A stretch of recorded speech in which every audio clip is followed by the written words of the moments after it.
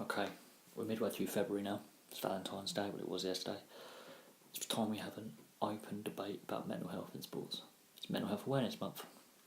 And as someone who's suffered with addiction and mental health issues, I've been an alcoholic and I've been a drug addict, and it's affected my mental health as well.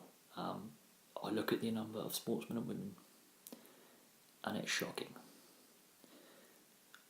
I don't want to go and list them all off, but there's the obvious ones like Paul Gascoigne, Frank Bruno, Bob Probert, Kieran Foran.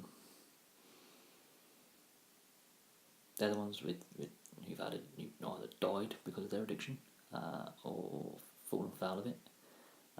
Frank Bruno, mental health issues. There are loads more. Stuart Bingham obviously got done for betting offences. There are thousands. Kieran Foran nearly took his own life. Fashanu did take his own life. I'm talking about multiple sports here. This is not just one sport. This is worldwide. Covers every sport, every league that I cover. Marcus Rashkovic had mental health issues. Cricketer. Freddie Flintoff. Alcohol. Steve Harmson, alcohol. Shane Warne. Steroids and prescription drugs and alcohol and drugs. Ian Botham had an issue with alcohol and possibility of some pharmaceuticals. Zach Hardacre. These are the male ones, and these are the well-known household names in whatever sport, in whatever country you follow. It is worrying. Joey Barton got done for betting on his own games. He had a go, and Michael Chopra, two more football players. At what point do we say enough's enough? And a way to solve this problem is to ban betting adverts on sports, actually sponsorship of sports, because it's got to the point now where the amount of sportsmen who admit, and women who admit they have problems with gambling, and then they turn to drink, and then the drugs, and the amount of sportsmen and women who are addicted to prescription meds, it's the point where they can't function without them. We have to say enough is enough.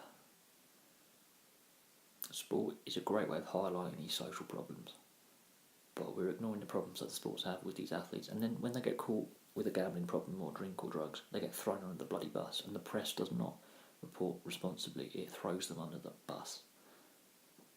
It doesn't dig into why they have a problem or what I understand. And I've been to my meetings and I've seen what an alcoholic looks like, and I've seen what a drug addict looks like, and it's not a pretty sight. I've been inside a mental ward, and I've seen some people go and have drinking drug problems that have driven them mad. Enough is enough. Sport is a great social thing that can highlight lots of social problems and bring them to the public consciousness. But at the same time, I look at some of these athletes and they're killing themselves. Actual top-level professionals are actually taking their own lives rather than either they're too proud or they're not getting the help they need. I grew up watching Paul Gascoigne play. I look at him now and it's heartbreaking, basically. For someone so talented to end up where he is he's not the first and he won't be the last. I look at Brazilians, at the great Socrates, alcoholic. Great Brazilian football player, raging alcoholic. Cirrhosis, liver. Several of his other teammates were less well known over here in Europe. Alcoholism. Diego Maradona, famously in '94, hires a kite and amphetamines. Chopra and Joe Barton and gambling. Kieran Dyer is mentioned in his sensationalised book in the Daily Mail, and I'm going to take this with a pinch of salt because it is Kieran Dyer, that players had a gambling syndicate between themselves and they all owed each other thousands and thousands. Managers, Brian Clough. In Australia, you've got Kieran Foran in the NRL. You've had others, the Fafita brothers, Zach Hardacre, obviously in rugby league, he's been done for cocaine, Rangy Chase. This list goes on.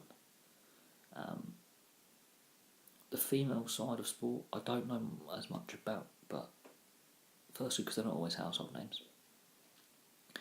And secondly, they don't get the press coverage they deserve. But there are Hope Solo has definitely got problems. She's come up a lot with various allegations against her. But there's more. It is time for sport to do more, to look after the athletes and bring these social issues to attention, because they are a great conduit for it.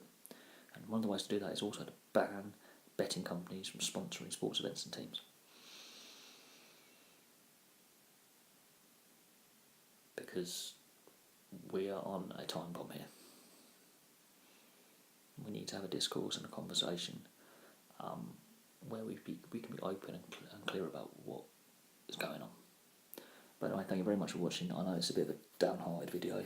I doubt many people will actually watch this, if any. But those who do, thank you.